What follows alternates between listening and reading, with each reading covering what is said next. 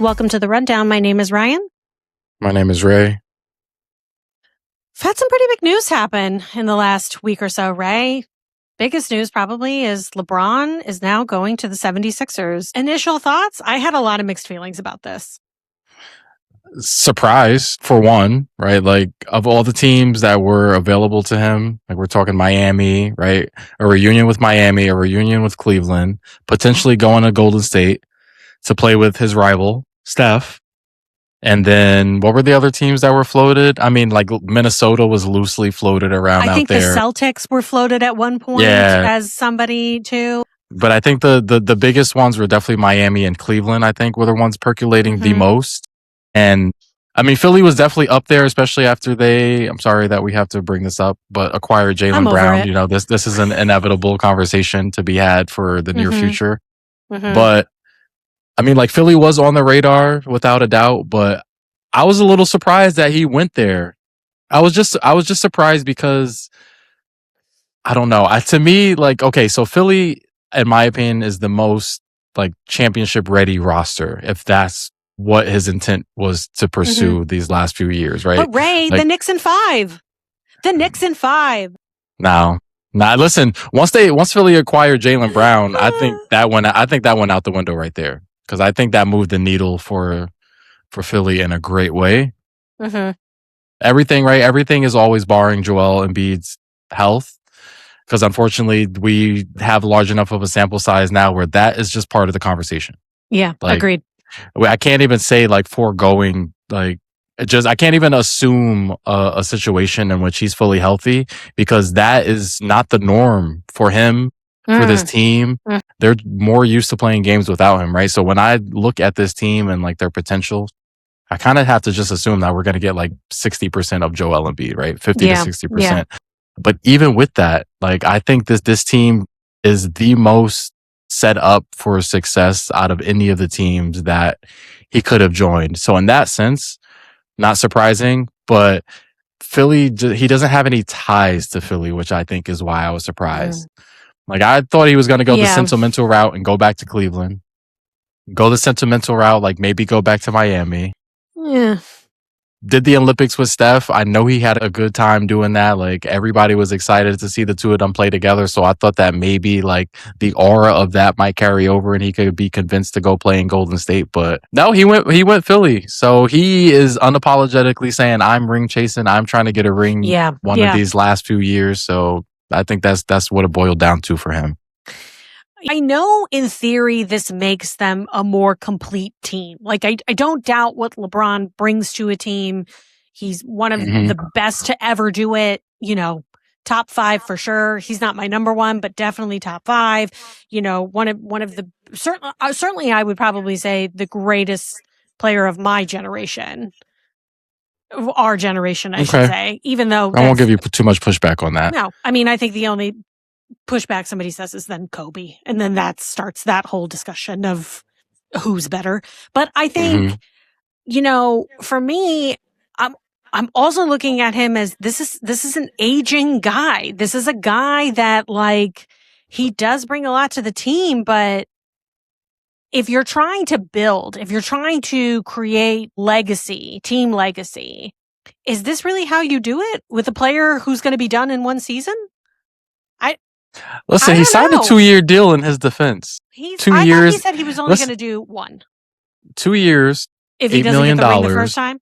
2 years, $8 million, and he has an option after the first year, right? So like, he could easily do 1 year and then decide to call it quits and say, you know what, like, I don't want to do this again. But the only scenario I really see that happening in is if like Philly just has this god awful season, right? Kind of like when the Jets decided to sign Aaron Rodgers, right? And then like they had this like magical season planned out with this 40-year-old player. Looked like so they good. thought, right? They thought he was gonna like bring them out of the purgatory that they've been in, and then 2 plays into their season, right? That was kaput, right? But Aaron Rodgers, right? This was an injury, right? A catastrophic injury to him. But he looked at that season and he's like, okay, like, we got to run this back. We didn't play to our full potential. I wasn't there all year. Like, can we actually see what this team is going to do?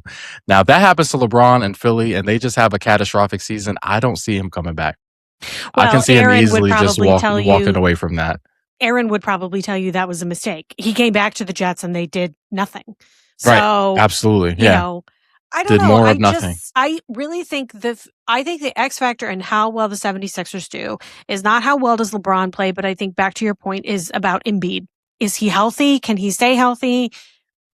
And then if he can, I mean, I do think they are probably the team to beat in the East. I think so. Based on the roster. So now my question for you is, did you think that before they acquired LeBron, when they did the Jaylen Brown deal, was that enough for you to cement them as a top team in the East? For sure. I think so. I think you saw how they played against Boston. They were trash against the Knicks, but you saw I was how gonna they say played not against the Boston. Knicks though. Yeah. And I think you saw a lot of potential, and especially like Maxey and Edgecombe, and I think you could see where it was going. But I think that with LeBron on there, with Jaylen Brown on there, you can now really see where it's going. And I look at, who's the main competition? Boston, who, let's face it, I think we're a little lost right now. I don't know how the season's going to go. It doesn't feel great. You've got the Knicks, who are coming off, obviously, a championship. They're going to be back in the mix. Miami's now got Giannis, but traded away almost everyone else to be able to have him. So it's just really him and Bam. Yep. Pistons, again, they're still going to be in the mix. Raptors, I think, as well, with acquiring Kawhi. But yep. The Sixers' path seems now much more clear cut than any of those other teams that I mentioned. I think maybe the Knicks are probably, I hate to say it, the closest competition that they have. But that really depends on how can the Knicks stay healthy? Are they going to be still intact? Sometimes you win those championships and that doesn't go well for you the next season. OKC's a great example of, not making it back. Injuries can really change anything. Yeah, and let's not understate how big the loss. And I know how you feel about him on your team now and missing free throws, but let's not understate how big the loss of Mitchell Robinson was for the New York Knicks.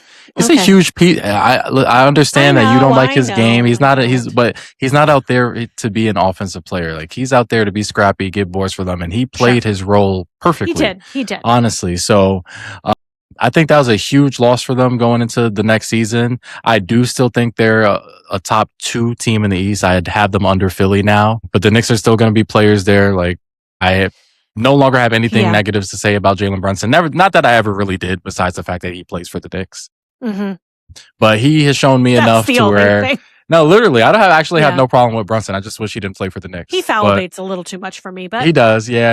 Everybody does. He flops a little bit, but that's the NBA in 26. But I definitely still have them as a top 2 team. But I do think now with LeBron, I understand age 41, he'll be 42 in December. It's fucking kind of crazy to say that out loud, that he's still playing. I mean, last year he averaged 21 points last year, 7 assists, 6 boards. He's 41 doing this. These are not normal LeBron numbers, but he's just set the bar so high for himself. And now I'm looking at this I would still take that on my team any day. So yeah, I do think the Sixers are the team to beat in the East. Now I'm looking at the West, and we still got OKC. We still got the Spurs. I'm interested to see who Denver retains going into next year, because they have some players that are on the fritz. But I got the Sixers up there with those teams too. Yeah, I really do. It'll be interesting to see. I think health wise, if they can stay healthy, it's unmatched. I think any team will have a very difficult time taking them down. I mean, I'll say for the Celtics, yeah, we have Robinson. I'm not mad that we have that skill set on the team now. He would not be my first choice for that, but I think this is a chance where, if you were really concerned about Jaylen Brown and his attitude in the locker room, well, now we don't have that anymore. So I expect everybody to be on the exact same page with how they're playing. And now we get to see, was that really a problem? Or did you make the dumbest fucking trade since the Mavs and Luka? Which, yeah, you may have just done that. If this doesn't pan out, Steven, he won't have a job. Stevens won't have a job next year. Oh, much like with Nico us. Harrison. We saw how that went for him in Dallas once he got rid of Luka. And I mean, sure, like AD came back and he kind of like, it's funny to think about how things can change so quickly because like Nico dealt for AD comes over, he's hurt, right? Barely plays. Like first game plays, has a monster first half, and we're like, okay, maybe like Nico actually cooked with this. Maybe this is actually a good fit. And then he instantly gets hurt. And the entire season is derailed from that moment on. Kyrie's hurt, AD's hurt. Neither of them can stay on the court for any amount of time together, which was the whole point of that trade. Boom, Nico Harrison's out the door, right? Because good things did not happen after that Luka trade for Dallas. Not. Besides them fucking magically getting the number 1 pick and Cooper Flag, which a lot of people suspect that was all orchestrated by the league. Conversation for another day. But to your point, like things don't go good for the Celtics the first, however long few months of the season. Like Brad Stevens will definitely be on the hot seat. I guess my question for you is like, what do you expect out of Jason Tatum this year? Because if you think about it, this is going to be the first season of his career that we have not watched him play alongside Jaylen Brown. And he's proven already to be like, during some of his best years, like a top 5 player in the NBA, right? Playing alongside Jaylen Brown, who has a pretty high usage. So now that like the ball's going to be in his hands most of the time now, what do you expect? What kind of season are you expecting out of him? Well, I'm hoping he has a monster one, but I think we also have to keep in mind is not only are you not playing with Jaylen Brown, who's been with you the whole time, you're coming back. This is your first full season off of a major injury. And we saw how well you played last season, but with Brown not there, you're going to probably play more minutes than you should.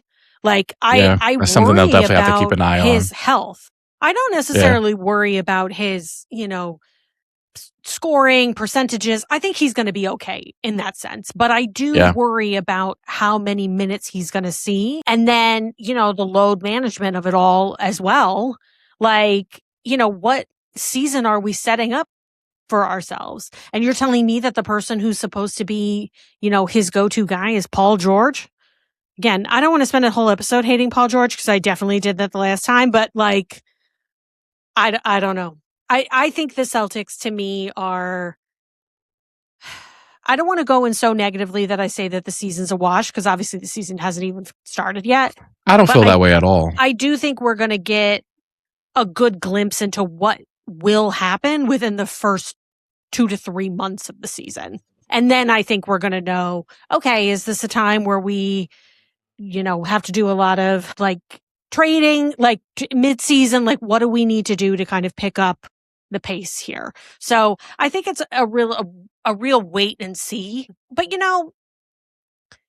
Brown and Tatum had a good working relationship, but I don't think they were that friendly off the court. I don't think that they had, I don't think of it like a Pippen and Jordan scenario. I don't think of it that way. Right. I think of it probably more like maybe like a LeBron and Kyrie, where I think they were able to leave it and like they weren't devastated to not be playing with each other. Yeah.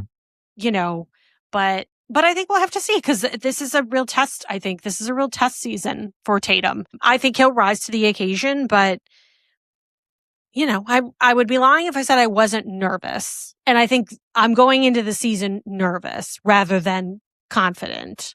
Or like I went in with last season with zero expectation. Right.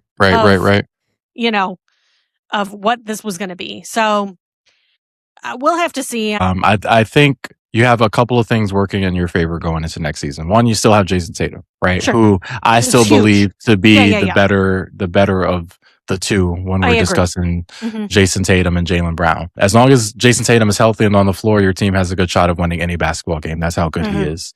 And then secondly, I'm going to give some credit to Joe Mazzulla, your coach, because last year, like you said, you went in beginning of the season. You already had the idea Jason Tatum was going to be out for the entire season, if not most of the season. So you kind of went in with no expectations.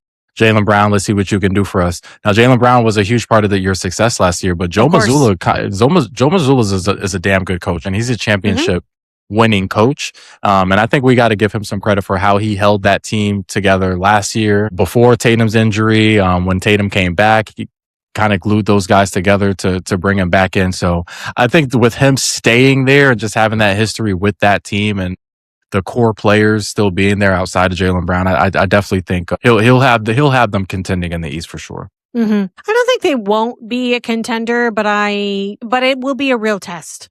This is not going to be a cakewalk of a season for them at all. So. But yeah, just to get to the LeBron comments, I'm glad we're going to get into this because I saw the comments on Draymond Green. For those who don't know, firstly, let's just start by prefacing this. Draymond Green and LeBron James are best friends. They are really good friends. I don't understand that at all. They hang out off the court all the time. They spend a lot of time together. So, like, the things that Draymond Green says about LeBron James, there has to be some truth to it, right? Because he knows things that we as the public don't, just because he's close to LeBron. So he came out with comments on his podcast show, and he essentially said that one of the reasons that LeBron James did not choose the Warriors as his destination was because he thought the backlash of him going to team up with Steph was going to be too much, and it was going to be a blemish on his legacy, essentially. Now, okay, so maybe LeBron said this, right?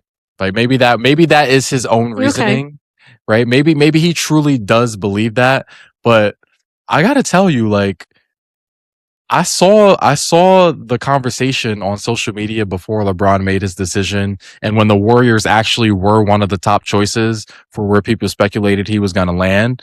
The conversation about him joining up with Steph was not a bad one. No, and it was not a negative one. People were like kind of clamoring for this. I know maybe I'm speaking from a biased space and a personal space because I know on the same podcast that I've been a huge proponent of them teaming up together. Mm-hmm. But like this was the general consensus I saw on social media about them teaming up. I didn't see people like in a rush to kill him. Now, maybe if he actually did end up going to Golden State, it may have looked a little bit different. But beforehand, I didn't see any of this like backlash that he was so worried about taking. Like, I think people are trying to like kind of compare it to like when KD joined the Warriors 10 years ago, but just such a hugely different time scenario. Mm-hmm. Like, well, yeah, I don't think it's the same at all. No, I mean, with KD, you got the sense that OKC felt fucking abandoned, that they were like, you don't believe in us anymore. Like, how dare you? Kind of how I think LeBron leaving Cleveland to go to Miami is the equivalent of KD going to the Warriors from OKC. Like, to me, that's the same scenario of. You do think it is? Yeah, I think even though Miami never really beat Cleveland in the playoffs and, you know, anything like that, because that was a huge part of it too, was that Golden State just beat OKC. Well, I think right before Durant left. I think you have to look at it of like Durant's not from Oklahoma City. Fair. LeBron is Cleveland. Like that is, so I think it's the same in the sense of both franchises felt very abandoned by a person that they thought was going to take them all the way, that was billed as their savior, as their, you know, who was going to lead them to the promised land. And so I think leaving in that sense was kind of devastating in those scenarios. I don't look at this as a devastation at all. Not even close. I think that everyone was kind of like, oh, that might be cool to see, you know, them all play together. Like that was the at this age. Yeah, absolutely. Is that it was more of like, oh, that's cool that they would, you know, put down the swords and just, you know, try to take one together. So, but I don't think that LeBron was worried about backlash. I think LeBron was like, I want to win a fucking ring, and I don't think you have the capacity to do that for me. Oh, absolutely. And I would say that's probably the other biggest difference between that move if he had went to Golden State in comparison to Kevin Durant going to Golden State. Listen, when Kevin Durant went to Golden State, one of the many reasons he got killed for that move was because you go to Golden State, who already broke the single season record for wins the year before you got there, right? Widely known as the greatest, and I have to say this, regular season team of all time because they couldn't get it done against Cleveland in the finals. But you joined this team And we knew, like, okay, the Warriors are the favorites. And we're not talking the favorites as like OKC going into last year where they were the favorites to repeat, right? I mean, like, we're talking like, why are we playing the games? Because we already know that if this team is healthy, they have Steph, they have KD, Klay Thompson, Draymond Green. Why are we playing the games? That is the best team. We knew the outcome before the season started. So that's really why he got killed, right? Now, if you fast forward to today, if LeBron goes to Golden State, there is no guarantee that that team makes any noise in any playoff series that they get into. So to me, that's another huge difference, because you go to Golden State, and even with you playing with Steph, there's still going to be so many question marks about that team playing in the West. Like we said earlier, still OKC, San Antonio, Denver, Minnesota, who just added LaMelo Ball to play with Ant. So it's like, there's a lot of questions that would have gone with LeBron going to Golden State. And I actually feel like he may have even gotten more credit for going to a team like Golden State, where you were going to have to put the work in if you wanted to pull a championship out of that. Now, that's not to say it's going to be easy in Philly, right? You got a group of guys who have never played with each other. Some of them are younger. Like, you got VJ Edgecombe over there, Tyrese Maxey. Like, you have younger players there who aren't seasoned vets like Jaylen Brown are, Joel Embiid, like LeBron are. So you're going to have to figure out a way to make it work. But the path to success certainly looks a lot easier in Philly than it does if he had gone to Golden State. So in my opinion, I mean, I don't think there's anything he can do to hurt his legacy at this point. I think his legacy is cemented. It's intact. Like, he's one of the greatest of all time. But if we're talking about what he could have done to help his legacy a little bit more, I mean, people were definitely going to give him more credit for winning a championship next to Steph, as opposed to kind of the loaded roster he joined with Philly. But, you know, again, he's age 41. Regardless of where he went, I don't think he was going to get killed for this decision. People realize that this is one of his last seasons that he's going to be playing in the game. We know that he wants to win a championship. We know that that's probably the most important thing for him at this juncture in his career. So yeah, we kind of expected. You know, I would say that I think obviously team wise, he would have a more difficult time winning something with Golden State. But I would say that I think he might have gelled with that team a lot faster than he may gel with the Sixers. Like, you just got Jaylen Brown, who I think really made it well known that he wanted to be the number one. Now, I'm not saying LeBron's going to be the number one, because that's not who he is anymore at this age, but he's still considered one of the greatest. And like, will Brown be able to gel with that, or will he fight against it? And I think that's a legitimate question to ask going into the season. So, I mean, I agree with you in the sense that I don't think LeBron could have gotten it done in Golden State, but I do think it would have been a lot of fun to watch him at Golden State, versus I don't think it's going to be not fun to watch him with the Sixers, but it kind of just feels like how you feel watching him with the Lakers. Like, it just is like, yeah, okay. Like, he's, you know, it's so clear that this is about a ring and not about like team camaraderie. And I think that's where people struggle with, like, wanting to connect with it in some ways or hating on it in some ways, you know, is like, yeah, okay, all right, a ring then, you know, but you know. Well, in fairness to him, one of the other points that Draymond Green brought up, and I think this is important to state too, because this actually makes a lot more sense to me than the other argument, which is that LeBron also found it hard to join the Warriors just because of the battles that he had been through with you know, playing with Cleveland. And to me, that makes more sense, right? You played this team, what was it, 4 consecutive years in the finals, which to me is still just like a crazy stat. You played the same team 4 times. They beat you 3 times. So while it was 10 years ago, you know, there's still residuals that carry over from that. And I'm sure it would be hard for him to put on the jersey of the team that handed him 3 of the finals losses that he has in his career. So to that point, I would say that definitely makes sense to me. And if he still is holding on to some of that, again, he's friends with Steph, he's friends with Draymond, but as far as the organization goes for Golden State, it's a little different putting on that jersey and representing the whole work. So I mean, I definitely get it from that viewpoint. I miss when people would stay with teams really long term. You mean like Steph?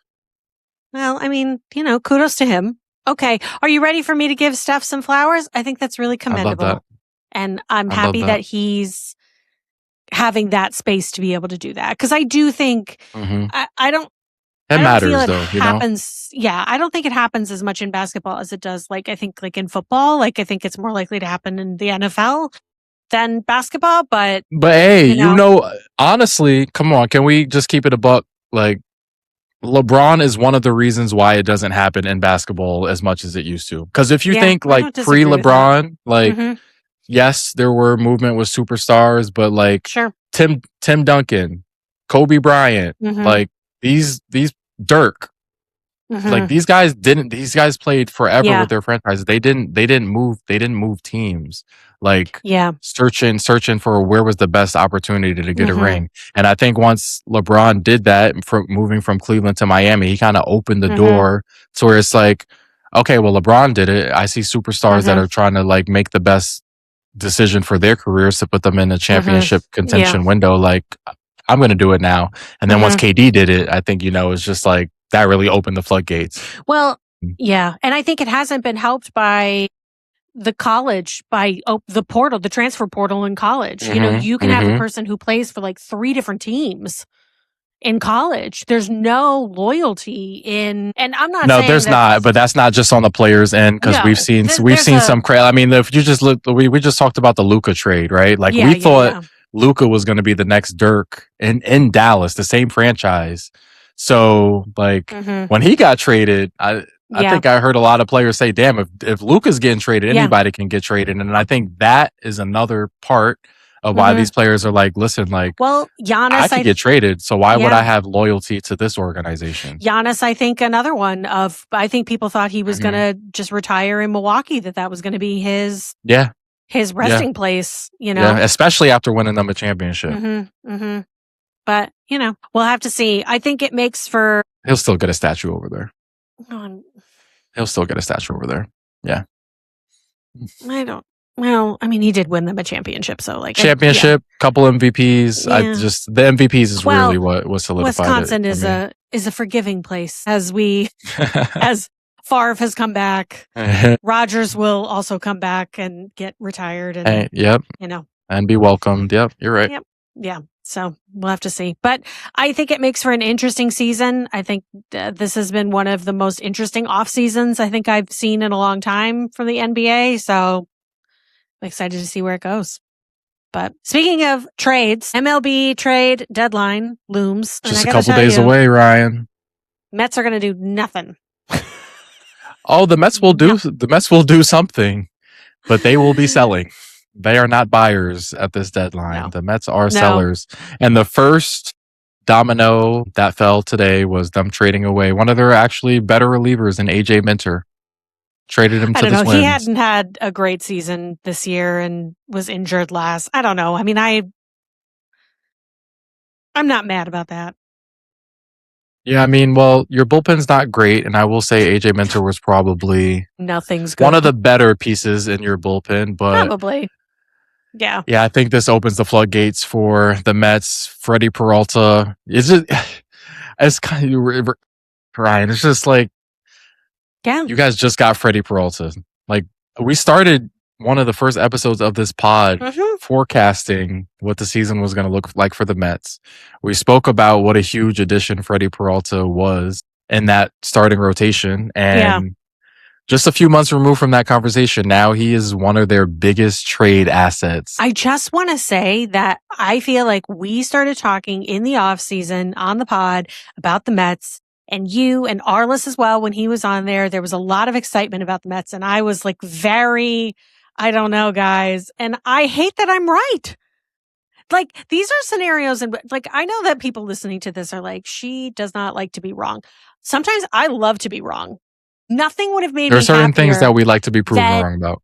Somebody telling me, see, Ryan, you're such a hater. You're such a doubter. Like, they did great. And I would have been like, I know. I'm so excited to be wrong. Listen, I'm not mad. I was wrong too. I was wrong too. I thought the Mets were going to have a great season. Oh. Am I mad that I was wrong? No. No, because you don't care. Your team's doing fine. No. Fine, strong, but we're We're afloat given You're all the making it injuries that we work. have. You're doing your We're best. a playoff team at the moment. You're a playoff team. That's Yes. saying I think something. that's the Yes. most important thing to say. We're above 500. It's more than I can say. So I don't know. Yeah. You don't think the Mets could have a Red Sox-like resurgence here? No. As the Red Sox now sit 7 games out of first, but it No. wasn't always that bad. No, I think we'll have to wait until next season to do anything. So, I don't. Yeah, no, I'm not going to give you false hope. This season's over. Throw in the towel. Season's over. Yeah, it's done. They will be making some trades here in the next few days. I'd like to see them, bring some people up, try some people out. Let's experiment the last part of the season. Let's see what we can do. Somebody give Juan Soto a hug. Like, somebody just come on. Is he on the IL now? He is on the IL. Well, he seems profoundly unhappy in general, which is not how you want your. You couldn't really tell at the plate. He's been doing good at the plate. He's been actually having a pretty damn good season. One of the few Mets. Everything outside of the actual game itself.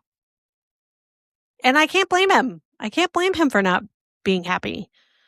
Like, what's just so crazy? What's so crazy to me, right, is the Yankees trade for Juan Soto. They get 1 season out of him. The 1 season, he is like the driving factor in the Yankees making the World Series. And I know the Mets threw a ton of money at him. I understand if the Yankees had gone higher on their offer, the Mets probably would have went even higher. Steve Cohen just has a bottomless bag of money. I get it, right? I get it. But there's no way that you're Juan Soto and you accept this contract with the Mets and then you look across at what the Yankees are doing in the same city as you, right? Because it's not like he went over to California and played for one of those teams, and it's easy for him to ignore what the Yankees are doing. But you missed the playoffs last year. On the very last game of the season, you get bounced out of the playoffs. And then this year, your team can't even break 500. It's like he can't be happy as of this point right now, right? Because there's no saying what might happen in the next 4 to 5 years. But as we sit here right now in 2026, you can't tell me that Juan Soto feels like he made the correct decision when he chose the Mets over the Yankees. You can't. I mean, I think bank account wise, he would say yes, but I think it just depends on what your motivation is to play. If your motivation is but the Yankees threw a shit ton of money at him too. It's not like they exactly lowballed him. You know what I mean? So there wouldn't have been a drastic difference in what he's getting paid with us as opposed to the Mets. But listen, whatever makes you happy, my guy. I guess as long as he's still putting up his own personal numbers, maybe that's all he cares about. Maybe he doesn't care about the success or being the guy. I don't know what it is, but I heard a question. It's a damn shame.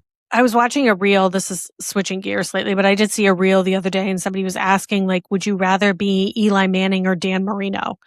Like, would you rather be Dan Marino, who's Hall of Fame legend? But I think they said Eli, right?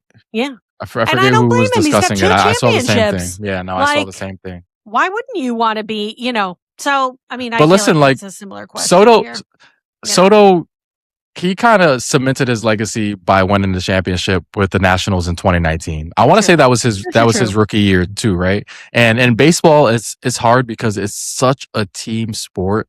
Like, it's not like basketball where it's like there's a minute left on the clock. It's a tie game. Everybody get out of my way. Give me the ball. Right? I want the ball right here, right now. It's not the same way in baseball. Yeah. Like, you might not always be the one that comes up in a big moment with the bases loaded and 2 outs, right? It could be your number 9 hitter, right? So much of your success is predicated on how good the rest of your team is.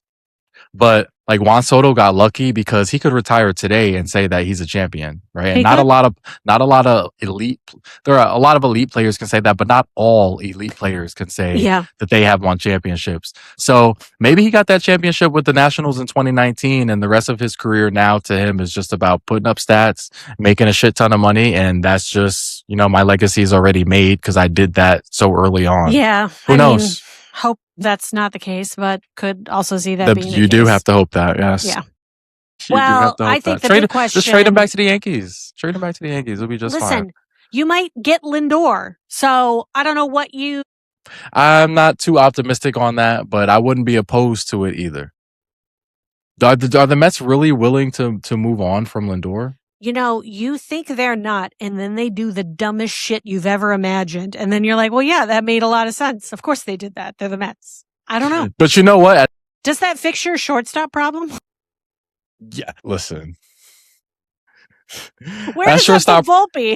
That shortstop problem. He'd be coming to the Mets in that deal. Like, there's no deal that involves us receiving a shortstop that doesn't also involve us getting rid of Volpe. Oh my God, he's a 1-for-1. Francisco Lindor for Anthony Volpe, and like Queens burns to the ground. Queens might burn to the ground though. Oh my God, real. That would Queens be horrible. Burn. But I think it's at this point, like, you might agree with this as a Mets fan. Like, don't you feel like the time is now to move on from Francisco Lindor? Like, don't you think like this has kind of run its course with this experiment with him as like the guy? I think he's not happy. He does not look happy. We're not happy. First off, let's just say it. No one is happy. No one is happy on the Mets right now. And I think that do I think Francisco Lindor is ready to move on? Yes, I'm sure he is. Listen, Pete Alonso, who, granted, the team's not great, but Pete Alonso's having a great time out there. Having a decent season. He's having a good season. Yeah. But it's not as bad for him because the Orioles didn't have a ton of expectations going into the season. They didn't have the highest payroll in baseball going into the season. Like, that's the Mets. Sometimes you just need out of where you are. A little change of scenery. Yeah. All the time about a culture change that needs to happen for the Mets. And, I don't necessarily think removing Francisco Lindor is going to help in that culture change, but I do think probably Francisco's probably going to be happier about it, especially if he just goes, to the Bronx. He doesn't have to have to uproot his family. Doesn't have to pick up the kids and go somewhere else. So I don't know. I mean, nothing about the Mets right now surprises me. So if they were like, yeah, we've traded Lindor for, Volpe and some other horrible Yankees player. Sure. Volpe and some prospects. That's what it would be. Sounds about right. That's definitely what it would be. But it's like, the Yankees definitely need to move on from Volpe. They still have an ongoing catcher problem, so they need to make some moves there. Cody Bellinger. You want Alvarez too? I will take Alvarez. I would take Alvarez because I'm surprised. Like, I just thought Alvarez was having like a pretty shitty season. And then I think I just turned on the Mets game randomly, maybe shuffling through the channels, and they were on, and he was that bad. And he's like hitting 260. Dude, like 260 to me, when I have two shortstops that both hit 215, 220 is just like, oh, I'm so sorry, shortstops. 260 to me at the catcher position when I have Austin Wells hitting 165. Yeah, I mean, like, it's a difference. It's such a huge upgrade. Anything, the bar at shortstop and catcher for the Yankees right now is low. It's in hell. Is it bad? Like, it's bad. It's not there. Like, we need upgrades at those positions so badly. And it's funny to me how the discourse has now began to change, because earlier in the season, like, Jose Caballero was playing so well at shortstop, and nobody wanted Volpe back when he was on the injured list. When he did come back, we're like, no, keep him in AAA. We don't need him. We have Jose Caballero, right? And then Jose Caballero gets hurt, so now they have no choice but to bring Volpe up. And then they were both back at the same time and healthy, and it was like, okay, like, sit Volpe. We need Caballero playing. But now that has changed, because now Caballero has not been playing well either. He's constantly getting picked off, running the bases, which drives me crazy. He's getting into arguments with umpires all the time about his routine at the plate. So I think Yankee fans are just kind of over the shortstop position as a whole. We're like, get anybody else in there, please. Wouldn't it be wild? Mets trade Lindor to the Yankees, and you guys go to the World Series, and Lindor was like, this is great. I don't think you'll beat the Dodgers, but I think you could go. Listen, let me tell you, here's my perspective right now on this Yankees team as a whole. The reason I think we have a chance still, even though I'm looking at our lineup every day and I'm looking at our offense and it's just been putrid since Aaron Judge has been out and injuries keep piling up, but our pitching, Ryan, is just so damn good. We have a chance to win every game. Like, we played the Cubs today. We played an afternoon game today against the Cubs, 2 p.m. Beat the Cubs 2-0. A couple days ago, we won a game 1-0 against, like, really good offensive teams. So that leads me to believe that just get your starter a couple of runs. Get Cam Schlittler, Garrett Cole, Max Fried, whoever it is on the mound that day, give him a couple of runs, and I actually have faith that our pitching can carry us through. We just need some bullpen pieces. Well, I wish you the best of luck in your endeavor. Is that genuine, or is that laced with some... No, that's genuine. All right. My team's not going anywhere. We don't get that from Mets fans often. Well, yeah, that's exactly what it is, though. It's just like, well, my team sucks, so like your team must too. So that way, there could be no shit talking. I don't feel that way about baseball because my passion goes to football. If we were to have a conversation about football, that's a whole different thing. But like for baseball, I would say, I wish you well. What would you do if I was a Cowboys fan, Ryan? Like, we talked about me searching for a team to enjoy for a long time. Like, what did you do if I settled on the Cowboys or the Bears? Even more so, the Bears. I don't think we'd be friends. That's tough. Over fandom? It would be really tough. It would depend on how annoying you are. Like, for instance, with the fandom, that's fair. That's fair. Are like how you feel about the Browns and how you root for the Browns. Mm-hmm. If you were to root for the Bears with that same energy, I'm not as annoyed because you're not like annoying about it. But like if you were annoying about it, like most Dallas Cowboys fans are. That's why that's Dallas the first place I went. Are the fucking worst. They're annoying as fuck. But you know what? People say that people compare them to Yankees fans a lot, and the annoyance like lane that you're talking about right now. But I feel like I'm not an annoying Yankee fan. I'm a realist. Like you can the Yankees can back up their shit.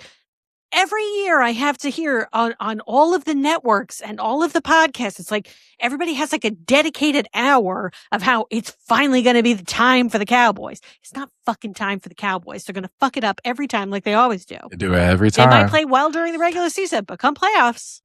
Hello. But what if we get a scenario like we did this year with the New York Knicks, where they somehow just everything falls into place for just that 1 year? Like, do you think that's possible? You're going to put the Cowboys. So you're going to say the Cowboys are going to beat the Bills. They're going to beat if a healthy Mahomes. They're going to beat a. Now you're talking about in the Super Bowl. But you're talking about in the Super Bowl, like they haven't even made it that far. But that's what I'm saying. We can't even talk about you're those. You're talking about the Knicks, like they went and But I firmly believe that some Etsy witch somewhere permanently disabled their ability to win. I just can't. They keep it that way. They have a lot of good pieces, but I think in Dallas, the culture of Dallas always has seemed to me of I'm focused on me. I'm not focused on the team. It is how many yards can I get? How many yards can I pass? How many touchdowns can I catch? Like, it's not about team. It's about individual accomplishment there. That, to me, has always seemed how the culture was. And I'm so sick of the next person that says the Cowboys are America's team. No, they're not. More than half of America can't even stand your asses. No, I don't know when they became dubbed that, but we got to change that. It was in the 90s. I think, they went on a run when they were winning championships in the 90s. Yeah. Well, and you also had Aikman, you had, Sanders, you had Irvin, you had these players that were they were likable too, though, at that time. Maybe not Michael Irvin, but, you had these people that were, very showy in everything that they did. And they backed it up. And so people are really, they're attracted to that. I mean, personally, I would have probably been a Niners fan over a Cowboys fan during that time period. But, is what it is. But I think if you were a horribly obnoxious Bears fan, I don't think we'd be friends. And I think if you were a horribly obnoxious Cowboys fan, I would just make fun of you constantly. So, I don't think... No, there's no allure to the Cowboys for me, to be honest. See, to me, that would be more bandwagon than anything. Because I feel Oh my like God. people that don't have a team, they just pick the Cowboys because it's the most well-known team. Well, yeah, but it's I mean, it's not any so bandwagon that I want to. But I'm a Browns fan. Do I have room like here at all to talk shit? You tell me. I'm still new to this football fandom. A little room, not like a lot, but not a lot, right? Yeah. Well, here's the thing: the Browns don't always blow it in big moments because there are not many big moments. I was gonna say, do they reach big moments ever? So I think you can look at, I think people feel sorry for the Browns in a way that they don't for other teams, and I think like nobody feels sorry for the Cowboys, but the Cowboys fans. But like, when First Take shows, they did a while back and they just use the same one all the time, but they put a montage of like the sad Cowboys fans, like every time after a loss, they just put a montage of them together. There's always this one black lady crying. It's like Stephen A's always like, look at her. Yeah. No. I mean, I get it, right? My team, I've suffered some heartbreaking losses, not really in football, but in the other major sport. It hurts. I'm not going to pretend like I don't get it. It hurts. Fandom is the best and the worst. It is. You have some of your best moments rooting for your team, and then some of like the biggest heartbreaks. And it can be really devastating when you're super involved in a sport. Like I would say for the Mets, like I'm not really devastated because like I'm invested, but like we're not, Right. I feel the equivalent of you in the NFL. Like I am not as like, right. I think our energy matches in that sense. Yeah, no, that's fair. That's fair. But just in baseball is tough. Baseball is tough because the season is so fucking long. That's why baseball is tough for me. Every year, like the Yankees haven't won since 2009, right? And that's 17 years ago. Mm-hmm. Like for the most part, the last 17 years, there may have been maybe 2 seasons where I wasn't really locked in like the entire season, but I watch almost every fucking game. I'm locked in from March all the way to October. So it's like to put that much time into something just to get let down time and time again it's not for the faint of heart. It's really not. Really isn't. It really isn't. Sometimes I wonder, I'm like, do I just wish I had a team that just didn't do shit all year? So I don't even have expectations. No, because that would be hard. I think that would be harder. I think sometimes that's harder because, listen, you might get like upset because your team isn't doing well, but at least that they have the potential to do well because they have done well. I think that's what I would say as a Packer fan, one of the most difficult things is like every year our team is good. It's a good team. We make for the most part, we make the playoffs. Like there's no similar to That's the Yankees. That's how I feel about the Yankees. Yes, exactly. But we just can't get it done. There's this moment of like, you're thinking about like, what can we do to get there? And then you start making all these like, in my opinion, like rash thoughts of like, well, maybe we fire Matt LaFleur. I don't think Matt LaFleur was the problem. I think special teams was the problem. Like, how you have elements of, you can point to elements in your team of things that need to shift. For me, it's always special teams. Always. Right. You're always lamenting on special teams, bro. I hold my breath. Always. Anytime a kicker goes out there. Yep. Every time the kicker is out there, even the punter, anytime special teams is on the field, I am holding my breath and thinking of days gone by when the Silver Fox, Mason Crosby, used to kick for us. And it was great. Silver Fox is crazy. He was. Before we hop into the NFL, I just want to touch on one more thing in the MLB and Skubal. What do we think? Is he finally going to leave the Tigers? Yeah, I think he gets dealt before the deadline. I don't know what the asking price is on him though, and I feel like the Tigers may have high. I feel like the Tigers may have a high asking price for him, but to my understanding, he's also a free agent at the end of this year. So, how much are people willing to give up for a rental? Now that rental's damn good, right? One of the top 5 pitcher in the league. But like we had this conversation in the group chat. Me and Doug went back and forth a little bit. I said, Doug, do you feel like the Yankees should go get Skubal? He's like, no, we have enough pitching. I think we're good. That's not one of the areas that we need help in. But when you have a pitcher that good, that's available, you got to check in. That's kind of my mentality. And you can never have too much pitching. There's no, in my opinion, there is no such thing. Accurate. You can't have enough pitching because you never know who might get hurt. what looks like today might not look like that tomorrow. So Freed missed time this year. Cole's coming back from injury. Rodon is on the injured list as we speak. So you can't, like I said last week, you can't rest on your laurels. I think you got to go all in. The American League is very bad this year. There's no team that I really look at as significantly better than anybody else. That includes the Yankees. I don't think the Yankees are significantly better than any other team. I think you got to go out and do what you can to really put yourself above the rest, and make sure he doesn't go to the Dodgers. That is the most important thing. Well, that's what I was going to say. We're looking at, I think what I've heard is talk of Brewers, Rays, and Dodgers. And if he goes to the Dodgers, and he can't the Rays either. As a Yankee fan, you cannot let him go in the same division. I would say I wouldn't want him to go to the Brewers, but like, who am I kidding over here with like, that doesn't mean anything to us. No. So, but yeah, the Brewers are a sneaky good team, and they have been the last like couple of years. It hasn't really come to fruition for them in the postseason, but I think that's a team that can't really be slept on. Their offense is always good. They make contact all the time. Their pitching is decent, and if they add Skubal, I think that puts them up there in the conversation. They had Jordan Love throw out a pitch for them this season. Oh, that's pretty dope. I didn't know about that.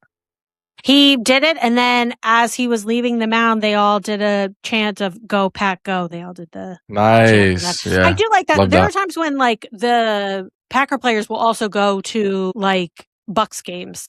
Like they will, like the Wisconsin teams do support each other, I think, in that sense. All right, NFL. Couple of things. Not a ton. We're in training camps, so we're, the stories are starting to come out. Daniel Jones, back for the Colts. I'm going to tell you, I don't think that's really going to do much for them. I mean, he did play well. He played well of last season. But, listen, to me, he's always going to be second tier. He's like always a bridesmaid, never a bride. That's how I feel about Daniel Jones. Like, he's always going to be okay, but he's just not going to take your team the full way. Well, listen, but I used to say that about Sam Darnold, and look at what happened there. So before he got hurt, he was balling. He was balling in Indy. I'm gonna give him his credit because people kind of looked at that as a signing that wasn't really noteworthy for Indianapolis, and then he was surprising a lot of people before he got hurt. Yeah, he pissed off a lot of Giants fans when he did that. He did. He definitely did. But the Giants fans should be pissed more at their organization because this is just kind of a track history of the Giants don't know how to develop players. Can we just like talk about like what it is? I think what's the last great player you've heard come out of the Giants organization? But outside of Saquon Barkley, who they fucked that situation up too. Well, I mean, I think you can say Malik Neighbors has that potential if he can come back healthy for sure. I mean, I think Strahan. I mean, it's been like they do have great Strahan's players. Forever ago, yeah. It is, like since Eli, I'm talking like yes, like you got Saquon, you did good by that, but like that completely went out the window for me when you totally could have re-signed him if you had handled it better, and then he went to Philly and won a championship his first season. But here's the thing: I think even if you re-sign Saquon Barkley, they're not winning a championship that year. I don't think that I still don't think the Giants would win a championship if they had. I agree with you. I agree. I agree with you. For me, it's more just like the organization, like just fumbling and getting rid of one of the best things that had happened to them in a long time. So, and I got to tell you, I am not. I know, like probably in an episode or two we'll do like a whole NFL preview, but I am not sold on Jackson Dart. I'm just no, me either. I got to see more. And I don't doubt that he has a lot of drive, but I just don't. I don't see it. So, but again, with them hiring John Harbaugh, yeah, I'm hoping that can make a change for them. I think that was really, really big, just changing the culture. That organization. I mean, we'll have to see. We'll have to see what that brings. Jalen Carter got a 4-year extension, $152 million, highest paid DT in the league. I think that's good for the Eagles. Got his bag. So good for them. I'm not so worried about the Eagles defense as I am the Eagles offense. Like, are they going to be able to get it together? I think that's a real question. I mean, and they lost AJ Brown, right? Well, but again, I don't know how much that really. I think his last season was so toxic. I don't think that matters. Yeah. I think it's more of, what are they going to do moving forward? Is Hurts going to connect with the offensive coordinator? I just think it's a lot. I think Hurts is the big question. Is what is he going to be able to do? And is he going to bring things back around? So we'll have to see about that. But I will tell you, Baker Mayfield, who has yet to sign an extension with the Tampa Bay Buccaneers, had some very choice words for the organization during a press conference where he said, if you've waited this long to take care of your franchise quarterback, which I didn't quite know that was what he was, but okay, that's too bad because it's only going to get worse from here. I'm going to have a really big year. Dude. Now, after watching Netflix's Quarterback, I can tell you that he does thrive when people tell him to sit down or that he's not important. He does very well with adversity. Mm-hmm. But sir, there are a lot of things out of your control in that statement. And I don't think you should have said anything. True. Very true. Because, I don't think Baker Mayfield is a bad quarterback. I think he's played for some bad teams that didn't help him. I think he's a solid quarterback. And when he's been good, he's been good. Like he's shown flashes but not just on Tampa Bay, but he's shown flashes where he can actually be a really good quarterback. Now, franchise quarterback is a strong term, but I think he's definitely a starting quarterback in this league and a good one. And I'm not taking that away from him, but you don't hear Josh Allen talking like that. No. You don't hear. Well, he also Stafford got paid. Talking like that. And he also got paid. Well, Stafford played hardball in Detroit for a very, very long time before he left to go to the Rams. And I think that's in my experience, quarterbacks that need to say something like that are not franchise. They speak for themselves with their talent on the field, and that's it. Never heard Tom Brady say any of that shit. You don't hear Pat Mahomes saying that shit. And granted, those are all better quarterbacks than Baker Mayfield, but I think I'm trying to think of that matters though, right? So if there are quarterbacks that are significantly better than you that don't have that type of conversations publicly, then you know what I mean? In my opinion, I'm looking at Baker Mayfield, and this is really no disrespect to Baker Mayfield because I really do consider him a good quarterback in the league. But you don't have the cachet that some of the players that you, Ryan, just listed have. And if they're not having those type of conversations publicly, then where do you think you get off doing that? Here's what I will say about the NFL. In comparison to the other major sports, especially American sports, I don't see players in these other sports as vocal the way I do with NFL players, in the midst of contract talks. They say the craziest shit in the NFL. If we go to look at is it Brandon Ayuk from the 49ers right now that's going through his whole thing with the 49ers brass. He's saying some crazy shit, and I think he's still technically under contract with them. He's, to me, in my opinion, he's completely ruining any other shot he has at playing for another team in the NFL every time he opens his mouth. But just the fact that they are just as fucking open as they are with some of the things that they say, I don't see NBA players doing this. I don't see MLB players doing this. It's different for me. I think the ego is a little out of control. I think that, I think that's out of line. I think that that's not just because now you have set an expectation. Right. And what happens if you don't meet that expectation? Exactly.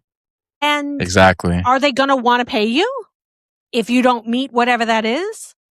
And dude, this isn't your first rodeo. You know what it's like to be dropped by a team, to have to go be a backup, to have to go do all of this. Calm down. Yeah, Baker It rein was, it in, bro. it didn't, it didn't. Let your game do the talking. You don't talk for your game, which is what he just did Mm-hmm. by saying that quote. Oh, I'm going to have a big year.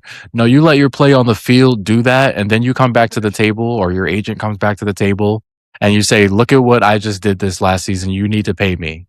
Mm-hmm. But to Yeah. like put it in stone before it even happens, you're kind of just setting yourself up for defeat, much in the way that Jazz Chisholm from the Yankees Yeah. predicted a Yes. 50-50 season for himself, and it has gone Yeah. nothing similar to that in a walk year for him because he's a free Yeah. agent at the end of this year. So yeah, Yeah. not a good play on Baker's part. Yeah. I mean, you don't hear Justin Herbert saying that, you know? That took a lot for you to say. I know you don't fuck with Justin Herbert. I do not. But I think like that's an example of like, if you think about quarterbacks that are, and I would probably say Herbert is better than Baker, but I think like, Yeah, if you I look at agree. people who are at your same tier, who else is talking that shit? Fucking no one. Or they didn't have to. Like, And what I like about Baker, like one of the reasons I do like Baker is because he is extremely outspoken and he'll vouch for himself, sure. and stick up for himself. I But I just don't just think think this was the there's place a to do it. time. Yeah. Yeah, there's a time for it, and this is ill timed in my opinion.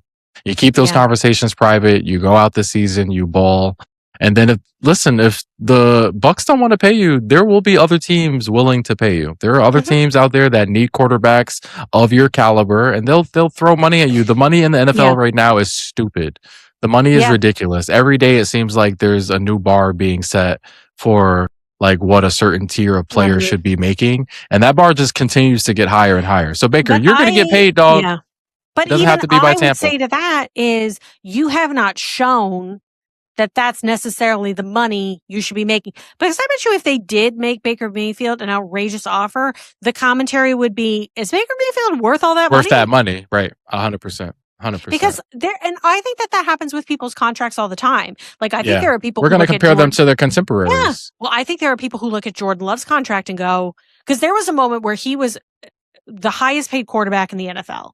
And even I went, I don't know Too if soon? that's Right. too soon. Like, there was a part of me that was like, guys, I know you don't want him to go anywhere. And I'm glad that we paid him because I do think that this is going to pay off. But it was one of those moments where I was like, guys, that is, I don't know if we, yeah, okay. And then locking that money up with him means it can't be spent elsewhere. So like, what Sure. if he doesn't continue to play Yeah. to, Well, that we're gonna money? knock on So some wood so that doesn't happen. no, we But will. We will. I do think that like that's a great example of like, I think quarterbacks are paid. Like, I think Dak is paid way too much money. Yeah. Given the lack of playoff success, like he's very successful in the regular season. Sure. We're not going to take that away from him. No. Balls out. Been never an MVP, but has been in conversations, late in the season for it. Yeah. But I mean, you get paid for what you do in the postseason. So, and not always, but can you give us some reason to think that like when we get to the postseason that you could do something? And he specifically has not done that. No, So he is didn't not. really understand that payday, but I think that's the hard part about the NFL is like you can just pay people a lot of money and not all of them can get it done. I mean, that's the same way it is in every sport, but I feel like in football and in baseball in particular, that's the salary cap. Well, baseball doesn't have one, but the salary caps are so high that it's difficult to, you have to pay because you want somebody that good. But like I would say to Baker Mayfield, do you know who has who has Super Bowl rings? Nick Foles and Carson Wentz. Like, sometimes it's not about the money, bro. Like, sometimes it's magic happens and it's, catch it in a bottle, and that's right. Sam Darnold's a good example of that, of somebody who, I mean, just in the right situation. Yeah. Just in the right situation. So I think. So are we gonna go out and pay Sam Darnold franchise quarterback money now? You know what? I would say Sam Darnold should get all that money if he takes them back he doesn't have to take them all the way back to Super Bowl, but if he himself is really delivering and takes them back to like an NFC championship game, then yes, pay him money. I'm willing by the third season to give him more credit and more money. But Right. I do think like he is a person who like I'd like to see one more good solid season from him where he does a lot of the work at the end of the season to get Yeah. them where they need to be. And we'll see if he does that. I mean, he could. Yeah, I think the Seahawks are He set could. up for success again. I don't think they'll fall off a cliff after their Super Bowl win. So I think he's in a good position to go out and give him another good run. Yeah. We'll have to see. But Baker, let your agent do the talking. You Yeah, don't need to Baker. be the one out there. Pipe down. We'll see you on the field, buddy. Yep. All right. Well, that's going to do it for us here at the Rundown. We'll see you next week. Holla.